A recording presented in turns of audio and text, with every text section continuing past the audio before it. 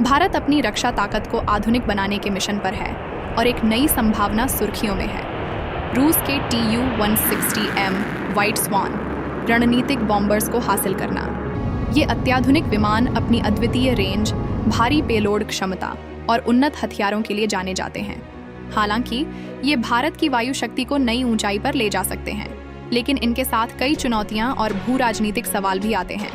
तो क्या यह सौदा भारत के रक्षा भविष्य के लिए सही कदम होगा? चलिए इस पर चर्चा करते हैं। Tu-160M की ताकत। Tu-160M एक सुपरसोनिक रणनीतिक बॉम्बर रूस की सबसे उन्नत संपत्तियों में से एक है। इसकी प्रमुख विशेषताएं हैं पारंपरिक और परमाणु दोनों हथियार ले जाने की क्षमता, व्यापक परिचालन रेंज जो इसे हजारों किलोमीटर दूर तक लक्ष्य भेदने में सक्षम बनाती है, उन्नत तकनीक जिसने इसे यूक्रेन संघर्ष के दौरान आधुनिक युद्ध में एक प्रभावशाली भूमिका निभाने में सक्षम बनाया। भारतीय वायुसेना के लिए ये बॉम्बर्स रणनीतिक प्रतिरोध को मजबूत कर सकते हैं और भारत को अपनी सीमाओं से दूर शक्ति प्रदर्शन का साधन दे सकते हैं। लेकिन Tu-160M को हासिल करना आसान नहीं होगा। भारत को कई चुनौतियों का सामना करना पड़ेगा, जैसे इंफ्रास्ट्रक्चर।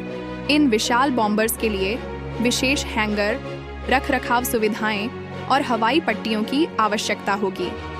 प्रशिक्षण। इन उन्नत सिस्टम्स को संचालित करने के लिए एयर क्रू को व्यापक प्रशिक्षण देना होगा। आर्थिक निवेश, खरीद और एकीकरण की लागत काफ़ी अधिक हो सकती है। इसके अलावा Tu-160M की परमाणु क्षमता भारत की परमाणु नीति को फिर से सोचने पर मजबूर कर सकती है और अंतर्राष्ट्रीय संबंधों पर भी असर डाल सकती है। क्षेत्रीय और वैश्विक प्रभाव। भारत के शस्त्रागार में Tu-160M को शामिल करने से क्षेत्रीय शक्ति संतुलन बदल सकता है।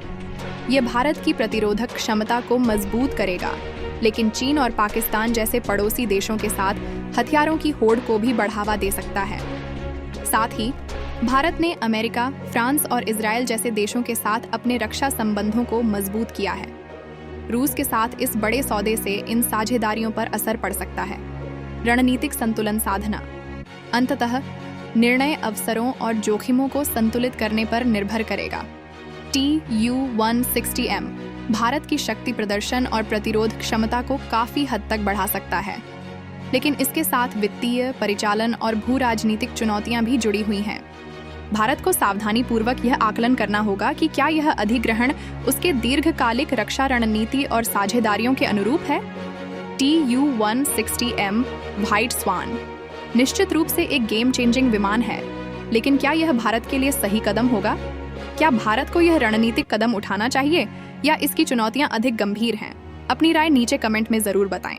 अधिक रक्षा और सुरक्षा विश्लेषणों के लिए हमारे चैनल को लाइक, शेयर और सब्सक्राइब करना न भूलें।